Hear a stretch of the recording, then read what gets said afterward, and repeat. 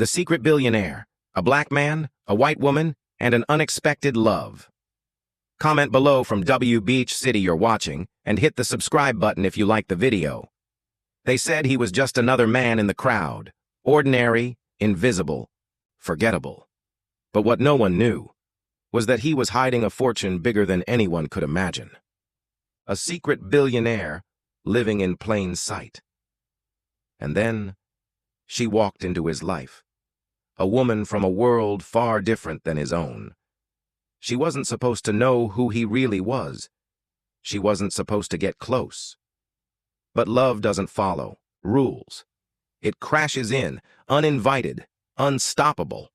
For a moment it felt perfect. Two people against the odds, finding something rare and beautiful. But the truth always finds a way to surface. And when it didn't just threaten their love. It put everything at risk, her trust, his secret, their very future. Because once the world found out about them, who he really was and who she really loved, there would be no turning back. Families, friends, enemies, even strangers. Everyone had something to say, and not all of them wanted to see this love survive. He thought he could control the secret. He thought he could protect her from the storm. But secrets don't stay buried forever, and this one could destroy them both. So the question is, when love collides with a billion-dollar secret, will it bring them together or tear them apart forever? He wasn't born into money. That's the first thing people always get wrong about him. His name was David Cole, a man who had built his empire from nothing, brick by brick, dollar by dollar. But while the world obsessed over flashy billionaires who craved attention, David was different. He preferred silence. He preferred shadows.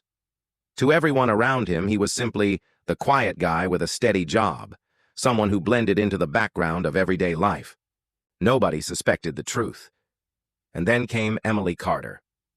She wasn't like the women David usually crossed paths with. Emily was warm, honest, and carried a kind of light that had nothing to do with wealth or power. She worked as a freelance writer, chasing small projects just to pay rent, but she spoke with a conviction that made David pause every time she opened her mouth.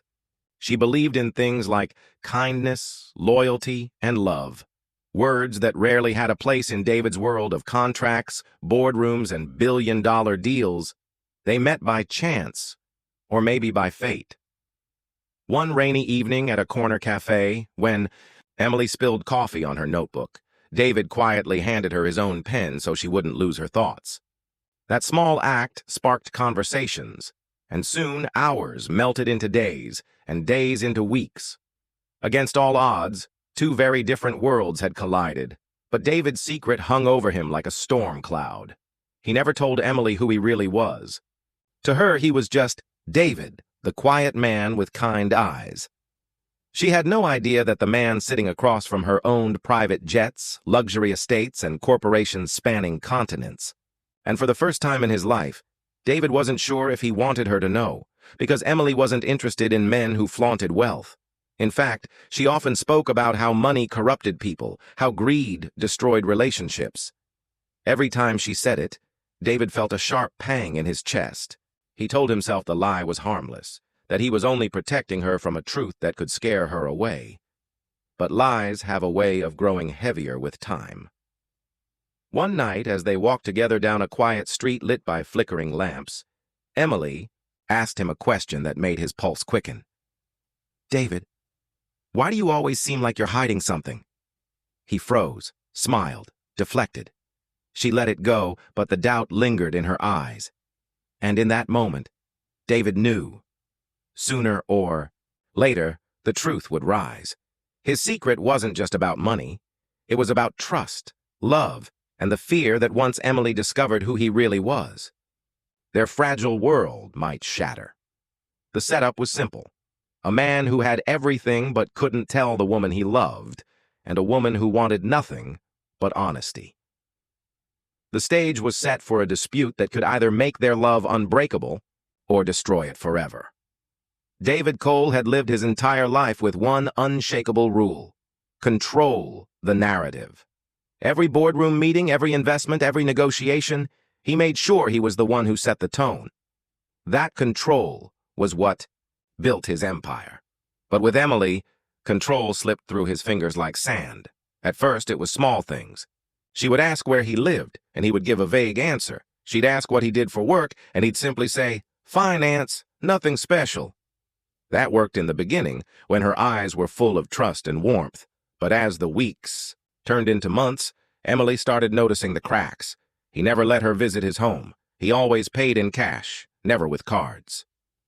He had moments where his phone would buzz late at night, and he would step outside to answer, his tone clipped, urgent, different. Emily wasn't naive. She had been in relationships before, with men who promised one thing and delivered another. Her instincts whispered that David was hiding something big, and the more she felt it, the more it gnawed at her. One Saturday evening, they sat together in that same little cafe where they first met. Rain trickled down the window, a familiar rhythm that usually comforted her. But this time, she looked across the table, studying David's calm, unreadable face. "David," she said quietly, "you don't trust me, do you?" The words hit him harder than she could imagine. He leaned back, feigning composure, but his chest tightened. "Why would you say that?" "Because you hide things," she replied. Her voice didn't rise. It cracked like porcelain about to break. "I can feel it. You never tell me about your life. I don't even know where you actually live. I don't even know who you are." He tried to smile, tried to play it off. "Emily, it's not that simple." "No, David," she interrupted, her hands trembling. "It is that simple. You either trust me, or you don't." The silence between them was unbearable. For the first time, David saw fear in her eyes, not fear of him, but fear of being hurt again. And he couldn't blame her, but he wasn't ready, not yet. So he said the words that would only push her further away. "Some things are better left unsaid." That night when he walked her home, she didn't kiss him goodbye. She simply turned, opened the door, and left him standing on the porch, rain dripping from his coat. Days passed, and the distance between them widened. Emily became quieter, her texts shorter, her laughter rarer. David felt the change like a knife twisting deeper each day. He told himself he was protecting her, but deep down he knew he was only protecting himself. The breaking point came one Friday night. Emily invited him to a dinner with her friends. At first, David resisted. He wasn't good at blending into normal crowds anymore, but Emily insisted, and for her, he agreed. The dinner was simple. A cozy apartment, warm lights, friends sharing. Wine and laughter. Emily glowed among them, natural and at ease. But David? He felt like a shadow sitting in the corner. Every question they asked him made him tense. "So, David," one of Emily's friends asked, "what do you do for work?" He gave the same rehearsed answer. "Finance. It's not really exciting." But another friend, more curious, leaned in. "Finance? What kind? Stocks, banking, hedge funds?" David hesitated. Too long. The pause gave him away. "Something like that," he finally muttered. The table went quiet for a moment, just long enough for Emily to notice. She glanced at him, her smile faltering. And that's when she knew.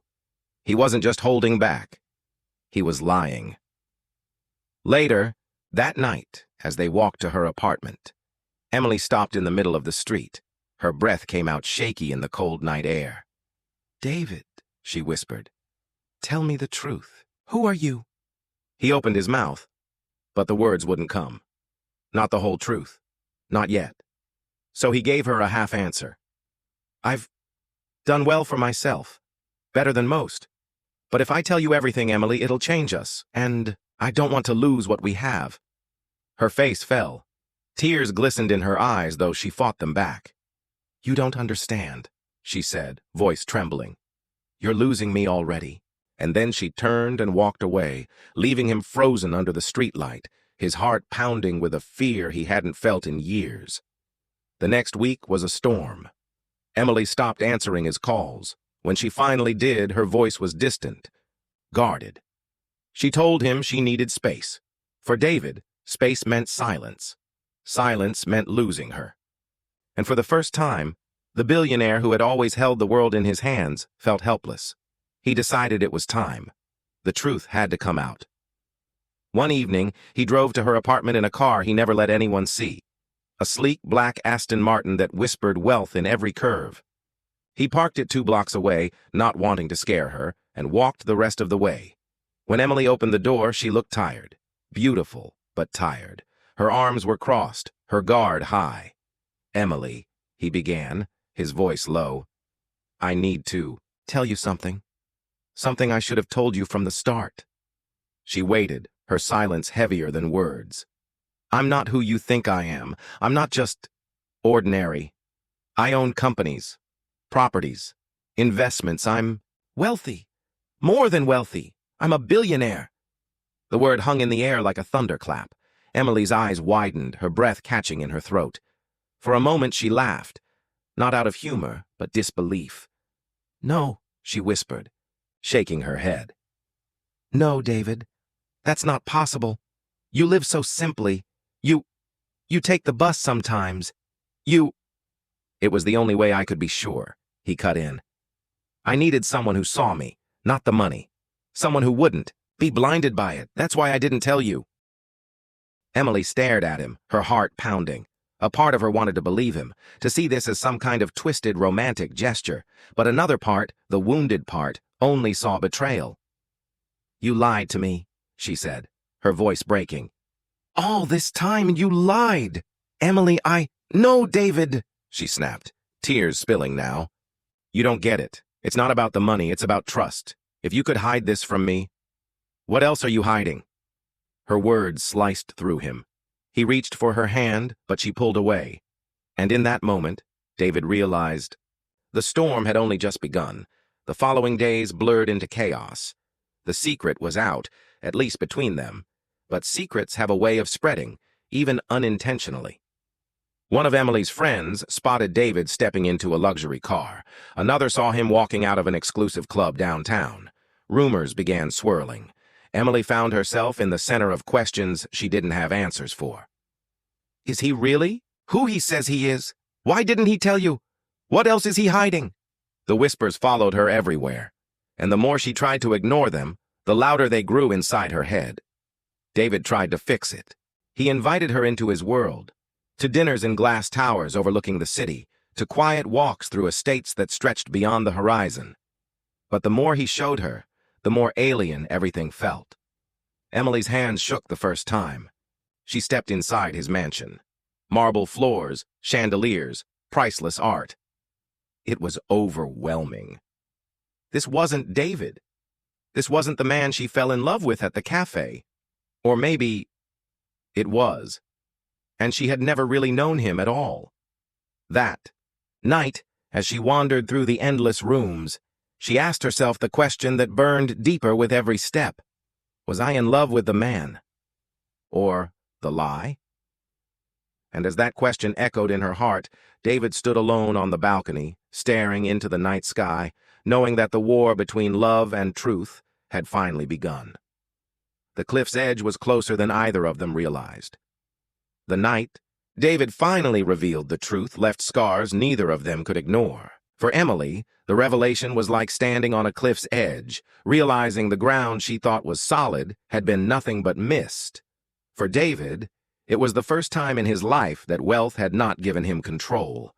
Money couldn't mend a broken heart, nor could it rewrite the pain of betrayal. The days that followed were quiet. Too quiet. Emily didn't return his calls. She didn't reply to his messages.